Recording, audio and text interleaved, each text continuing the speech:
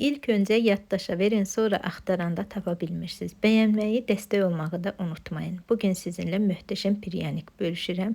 Bu arada içini göstərdim, sonra birləşdirib niyə qoyuram onu da özüm bilmədim. Çeçək hazırlama qaydasına şəkər tozu 1 stəkan, 3 qaşıq un, 1 stəkan qaynar isti süd əlavə edib qarışdırıram. Şəkər əriyəndən sonra qalan ərzaqları da qarışdırıb xəmir hazırlayıram. Sodanın üzərinə mütləq biraz limon sıxın.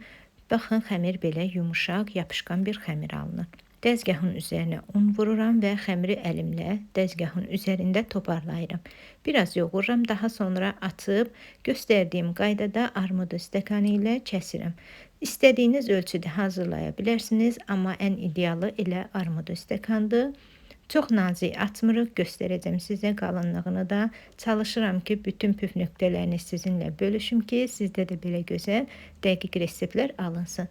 180 dərəcədə bişirirəm. Bu arada mən üzərini hazırlayıram. Bir yumurtanın ağı, 1 stəkan şəkər pudrası, biraz da limon sıxıb yaxşıca qarışdırıram. Bu qarışımı prianikin üzərinə vururam. Sobanı 50 dərəcədə isidib söndürmüşəm və qoyuram ki, sobanın istiliyində üzəri qurusun.